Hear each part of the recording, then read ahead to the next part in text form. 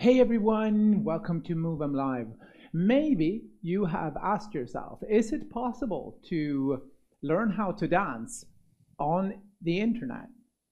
Also, can you make a yoga studio in your living room? And where does the magic happen? All of this will have its answer in this episode with Ronie Saleh.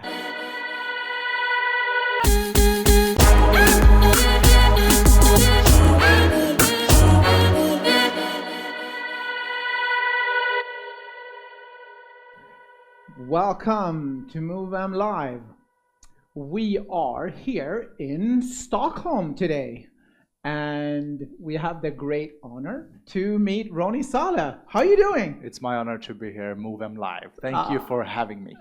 Thank you so much. If you are new here, this is a channel that brings you the biggest stars and new steps and different perspectives on our dance. And I'm excited to follow you and every content you will bring to the Kizomba community. Yeah, really, we really need people like you to share what we actually do. So thank you so much. Can I give you a hug? Don't let me go. Okay, let's go. Okay, good.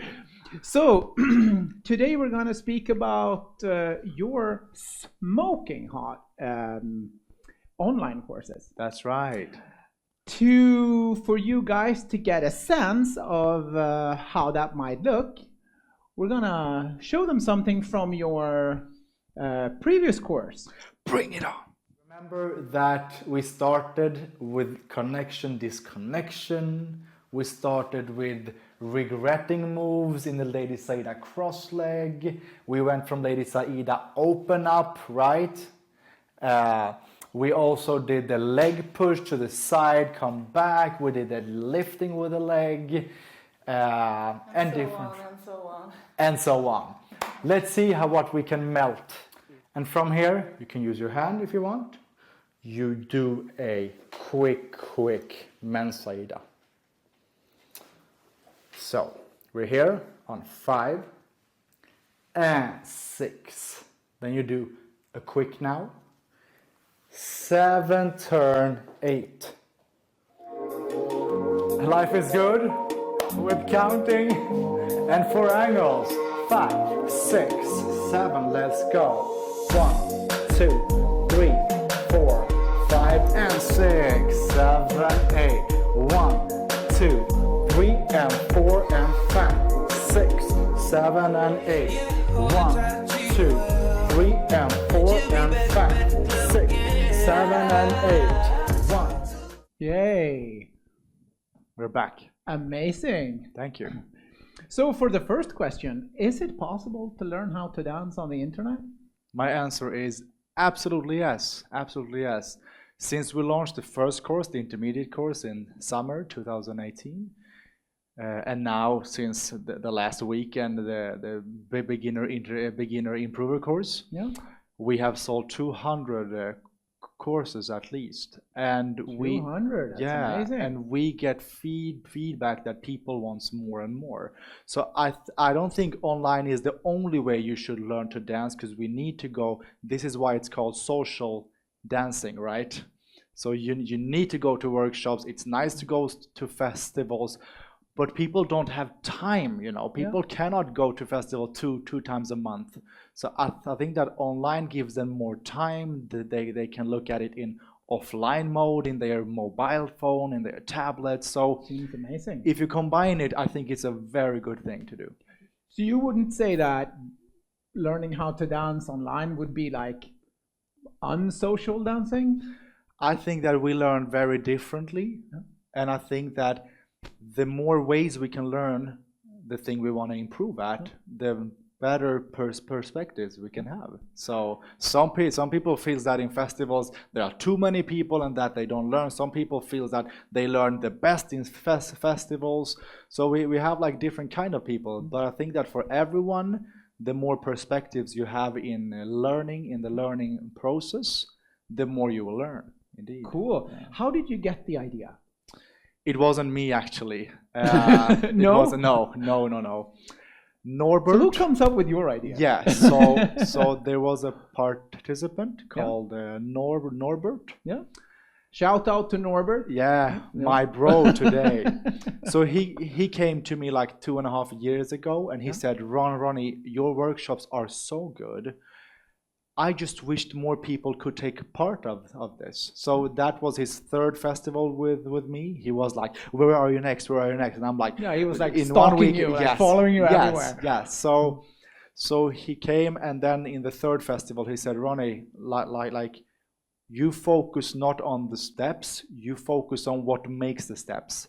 The creativity, the musicality, the connection with the partner, everything that makes a step, right? And he said, please, Ronnie, I can help you with this because I know how to do websites and stuff. And back at that time, I was like, online courses? Oh, come on, man. No, I don't have time. So from the point he asked me for to do it, it took 1.5 years before we actually did the first online course. So cool. How do you? And he is, by the way, my webmaster now, and the one who takes care of everything behind the scene. Yeah, we are a big family, right? Yeah. So how do you see people are actually using your material? From the feedback we have, they use it in the way that they watch it with someone else. Yeah. So since this is a couples dance, they usually have someone with them. But what they also do is that they listen to what I say when they don't have the partner there, between the times they can practice with a partner as well. So when they are on the way to their works and stuff, they have their app there, right? So you think that just taking part in your course individually can help you improve as a dancer somewhat, or do you actually need a partner for this? I think the best thing is, of course, you have someone there to practice with, because we have many exercises that you should do. Yeah. But you will learn by yourself as well, because we share with you a lot of important things regarding technique, regarding mindsets that you can bring to the next social dance, right? Yeah. So it's not that if you don't have a partner, you will not learn a thing. No, but the best thing is to have a partner. Absolutely. Yeah. Do you learn online as well? How do you if you're a teacher and you're going around the world getting invited, I think you have like it's almost 1.5 years in advance now for your. So I am booked 1.5 years ahead. So my next free date, I mean, now it's December 2018. My next free date is April 2020. Oh. Yeah, and I think that why people rebooks me over and over again is that I focus on variations rather than long sequences of steps. Because so you can put your pieces together yourself a little bit. Yeah, because I say to my participants, here you have 5 ways of doing the same thing. It's your choice which one you will pick. Yeah, I mean, and you will get closer to the song as well, because you will know by every moment of the song which variation and creativity tool fits best. Yeah. But if I teach you 4 8s in a row, you will know one way of doing everything, and it makes no sense, in my opinion. And then I will do that even though it's not fit with the music anymore. Even though you're like, I need to finish it, whatever happens with the song, right? Sequences might be good for beginners, because they need to feel the flow, right? Yeah. Oh, you can go from basic 2 to basic 3, and so on. But don't wait too fast with the mindset of variations. Yeah. I understand. So, you were asking me how I am learning. Yeah, how are you learning? So in the beginning, I went to festivals, like so many festivals. I just got addicted in a way that I needed to leave my job as a speech and language pathologist. Oh. So yeah, I had my own clinic here in Stockholm and everything, but dancing took over more and more, and I felt at a point that it's my time. So I went to festivals, I learned in the workshops, but then when I started to teach, you learn so much when you're forced to put words into what you actually do. So I've learned from YouTube clips, but combined with workshops and stuff. Yeah. So you would like study different clips, different people, dancers, other stars, and get inspired? I really get inspired by other dances, by other dancers within this scene, but also outside this scene. I love this open-minded mindset. Yeah. My first couples dance was Fox. Fox we call the modern foxtrot here in Sweden. Yeah, for you who don't know Fox is like very kind of a ballroomish Kizomba variant, very, very close. Very sensual, yes. And more flow. Yeah, and it's a development of the traditional like folk dance, basically. Yes, it is. Popular dance. Yeah. So that was my first dance. And then but you were doing that for quite a while before. I did 5 years. 5 years. From the age of 19 till 24, and I do it now as well. But from the age of 19 till 24, it was only Fox every weekend. Then I found Kizomba, and I was like, what is this? And then 2 years ago, I found bachata, sensual, and now I'm just mixing it all together, finding my own expression. Yeah, that's awesome. And sharing my inspiration to people as well. Yeah, you I knew you a little bit from the Fox scene because I was in the Fox scene as well. Yeah, okay. I was watching you dance in your last big, Fox event. I think is that it was true? In Gävle here. Oh, that's right. That's right. Yeah. So a couple of years ago. So and then you were my first Kizomba teacher. Oh, I was. That's right. 2000. This was 2015. 15 on the summer there, and when we started. It was a pleasure having you there because this guy, he asked me all the questions in the world. I was like, I haven't got that question my whole life, but I need to find an answer for this, right? So this guy is one of the most motivated guys I've ever seen. Really. Thank you so much. Like, really. I'm very, very happy. And for me, of course, when you get into it, for me, it comes natural to share it as well. Yeah. Why do you put time into this, Mårten? I just want to share it so much. Your joy. My joy in the dance, and it means so much to me. And I think that there is a lot of people out there who cannot travel that much, and maybe not everybody can come and stalk Ronie Saleh here. And I want to bring the best thing in our community to the world, basically. Thank you so much. Yeah. But the thing is that since I've been in 35 countries giving master classes, workshop, boot camps and stuff, I don't want them to wait 1 or 2 years till I be there, till I come there again. And if people ask for my knowledge, I want them to be able to have it every day of their lives. So therefore, I think that online will be the future combined with this festival. I never think, I know online will never replace festival social dances because we learn online people like to connect on connect screens with and dance together. That wouldn't be anytime soon, right? Yeah, no. Okay, so I want to, this space that we're in right now, this is actually your space. Yes, this is where we record all the online courses. Yeah. This is where I give private classes. This is where I do my yoga stretchings. I haven't done it for a while. So, let's see a little bit what happened when I came and knocked on your door. Go ahead. Hey everyone, we are now in Stockholm and Ronie has promised to give us a little tour of his studio. So let's see if he's at home. Hey my man, how are you doing? Welcome. Yeah. Hey. Welcome roll. Cool. So this is how you live? This is my place. Yeah. You want to see a bit? Yeah, sure. Give us the grand tour. Okay. What's going on in here? What's cooking? This is the studio. Okay, so this is the studio? Oh my god. This is so much smaller than it looks in, yeah. So what you have here are the mirrors. Oh wow. When I give like private classes and group privates and stuff. That's awesome. Yeah. You can do everything here? Private, I change it to yoga studio every now and then. Oh my god, that's also. I just change it. But I change my living room and everything. So I don't have sofas and stuff like most people do. So Oh, really? What I do instead is that I made my living room to my dancing. You have some online projects going. I do. I do. Please show us how that works. Most people say that the magic happens in the bedroom, but my magic happens here.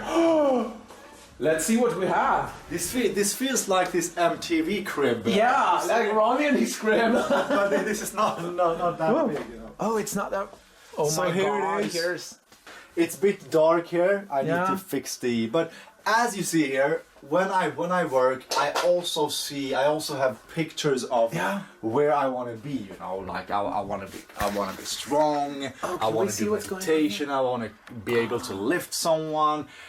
I want to give lectures in the future. I want to give supers. You know, so.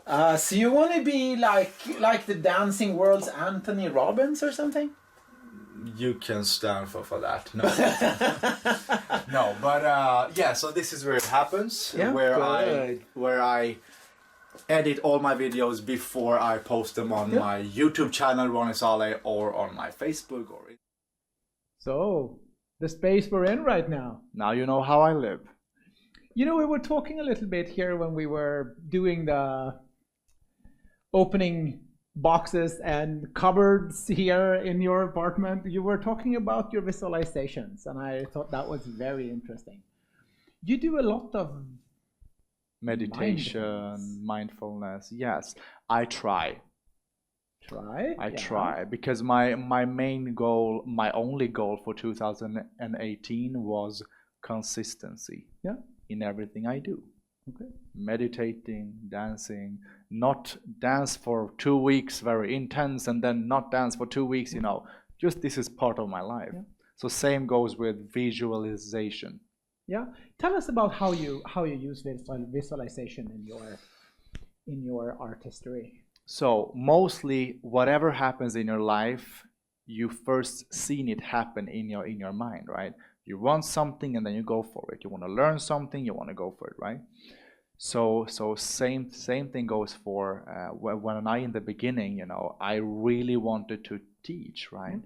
So I went with an empty cabin bag. Yeah. Wherever I went, like to the groceries, if I visited a friend or anything, I always had this cabin bag, even if I wasn't booked for any festival or anything. Yeah, like a talisman or something. Yes, because I needed to feel how it is to be on the go. Yeah. Even if I wasn't booked, and it was embarrassing the first weeks, of course, because people asked, where have you been? And then I needed to make up a story that wasn't true. But then I was like, why am I lying to people? I really need to tell them what it's all about. So then when people asked, I was like, okay, my bag is empty, but I want to get bookings. But it's full of dreams. It right? is. Yes, thanks. You also told me about that you actually think about different partners that you feel intimidated by dancing with. Can you tell us about that a little bit? So Sara Panero, Sara Lopez, Marta Mignone, you know, all of these amazing. Sara and Marta, you're in Ronnie's head, just so you know. All day long. No, but in the beginning, like, I really wanted to dance with them, and not only dance with them for 1 or 2 songs. I wanted to imagine that we're actually teaching together. I mean, really connected. Right? Yeah, and that people are recording. So I was like, how will I get there, right? So what I did here in this living room that we stand on now, what I did back then was that when I practice alone, because I dance at least 50% of the time on my own, working on my own body movement, my musicality, and all of these small things. So instead of waiting till the next opportunity I could dance with someone, meanwhile I worked on my own movement and musicality. So when I did that, I also visualized the best female dancers in front of me. And the more I did this, the more real it would. You know, sometimes your thought can feel so real, right? Yeah. It's like, oh like shit. You can almost touch it. Yes. And the more I did visualizations, the more I felt it was right there, right? So amazing. Then I have now taught with Sara Panero, with Marta, with all of these amazing female dancers. So dreams come true. And dreams come true. I don't say visualizations was the only reason why I became there, right? but it helps. Yeah, but it's like you wanna get in time for the bus, right? And then you visualize that you come in time for the bus, Yes. and then you run as hell. Yes, because when the moment comes where I actually dance with them, I don't want to be shaky. And if you've done something for 20 times, the 19th time and the 20th time, you will feel more relaxed. So even if it was the first time dancing with them, it felt like, oh hi, we've been dancing for a while. Yeah, like you were. She was like, what? Did you actually feel more natural, do you think? I did. Of course, I was a bit nervous, but of course, I felt like we've been dancing a lot in my head. Yeah. Right. So maybe this is something that people can take with them that when they go through your material by themselves. Yes. Visualize, dance with their favorite partners. And dance on your own. Like really, I feel the difference between a follow that has the hours of time one follower have moved on her own to music compared to someone who has not. I feel it. Interesting. Yeah. Now, in the beginning clip here, we were showing a step. We did. You want me to show you? Do you wanna go through that a little bit for the folks at home and to see if we can learn that? Yes. So in the intermediate class, you saw me and Anna doing a leg lift, right? Yeah. Okay, so I'm the partner. You're the follow. I'm the leader here. You okay? Yeah, sure. Good. To be close to me. Oh my God. Yeah. So here. You want some lady styling as well? So from a normal basic to, for example, right? What I can do from here is many millions of things, but one of the things is that I can open up and I can lift the leg, right? And I can go back and hold. There are many elements that happens before that lift. Yeah. I have something I call tension lift direction. Yeah. So maybe I was feeling that in the beginning that I was lifting my leg, but the leg of the follower we're not lifting at all. Yes. So is that a little bit how to make sense of that? Yeah, so we need to make sure that she's with us in this adventure, right? It makes no sense that you already lift, right? So a way that you can emphasize that is that before you actually open up, or while you open up, I would say, I would increase the tension between us. So I would go from to and here I would squeeze you more towards me, right? You're not lifting in that. Not yet. The lifting is the last part of this, but the mistake mostly leaders do is that they think that since it's a lift, let's go for the lift. Yeah. But there are many sections before that lift to become a clear leader, right? For the followers out there, when they feel this little stretch, what should they do then? Breathe in, like no. The best followers out there, that they have an ability to adapt to your energy levels, which means amount of tension. Yeah. So if you're loose, there is not so much tension. Yeah. If you're firm, there is more, right? Okay. So the better the follow can adapt to the level of tension, the easier they will follow. So here in this case, when I open up here, I squeeze a bit, I put her more towards me, then I go down, up. So and the little down prepares me for the... Yes, because if I would just open up and then go up, that is why it happens. But if you open up, you go down and you squeeze, you make sure that your legs are more glued. It's more easier to take the leg with her, right? And then you go back and release again. But the step me and Anna did here was, so I opened out. A variant of that, right? Yes, so we did ba da da ga da, and here there are so many variations. One of them is that you should keep your balance. Good. One of them is that I take my hand here, I put it down, and then I turn, and continue forward into Mensaida. Yeah, would that be tap for me then in the turning point? In the course, we will talk about different ways, but you can do it with a weight transfer, which looks like this. So you open up, down, up. You go with the weight transfer and cross leg mansada, or down, up. You go with the tap and go. Yeah, you get more of like a robot style. Yeah, more it's like an urban feel into go. it, right? Yeah. So with a step, your creativity tools is that you can play with the tempo change, you can play with repetitions, you can play with continuations, you can play with size of movements, and so much more. Yeah. Wow, what makes the steps, right? Yeah. So all of these variables goes together with the music then, of course. Absolutely. So depending on how they sing something or what instrument comes, you will at every moment of your dance know which creativity tool fits the best. So I know that you have had quite a lot of demand when it comes to musicality. Oh, yes. It's my specialty. Yeah. And I happen to know that you have a smoking hot new release out.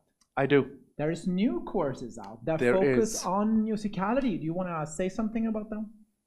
So in the future, we will release a course only dedicated to musicality. Oh. But in every course that is out there now, musicality is absolutely a part. Yeah. And we just released beginner improver course. Yeah. And musicality and creativity is something we start mentioning from the first lessons. Because in the beginning, I wished someone would talk to me in my beginning of my Kizomba adventure. I wished someone just said, listen to the music. Yeah. You have so many creativity tools, but no one did. Yeah. What I heard was do this sequence of steps. Yeah, like Yes. start stepping, right? Yeah. So what I share in this course is things that I wished I had in the beginning. Oh. Yeah. So what we want people to do is to get a feel for the music and prepare, mentally visualize, be a part of the music, and then apply the steps to that rather than the other way around. Absolutely. That was so well put. Bye. I don't have to say anything more. Exactly, Mårten. Okay. Yeah. Well, so thank you so much for My pleasure to having be here. me here. As a little closing note, we will give you a little taste of some very useful musicality tips that comes in your new course. Yeah. And the course is out now? It's out in roniesaleh.com, so my name and .com. Yeah, we will have the link to the course below. And what is new now is the release of the app. Yeah. Ronie Saleh. So if you search it on your phone in App Store or in Android phones, you will have access to this in offline mode. But first you need to sign up in roniesaleh.com, and then you will have access to it for free. Cool. Yes. So now we know exactly. And do. here is some taste. musicality tips for you. Yeah. Within these 8s, what we mainly hear is a piano, right? I can choose to catch the whole one. Diggy ding dang, diggy ding dang, diggy ding dang dang dang. Diggy ding dang, diggy ding dang, diggy ding dang dang dang. Well, first of all, that is too much musicality, right? Yeah. The second thing is that it's the beginning of the song. We have no beat yet, nothing major has come. So when that is the case, I usually only catch part of things. So let's just focus on that last bang, bang, bang and leave the rest.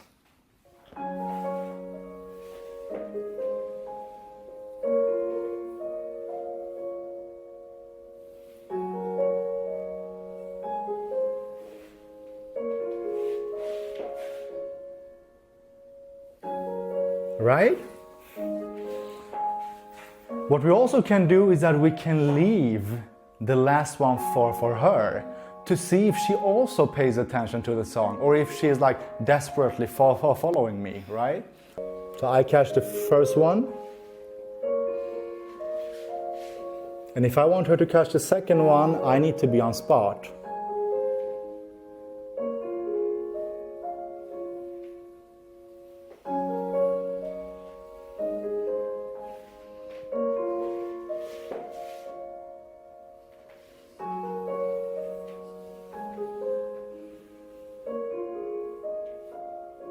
Nice. See?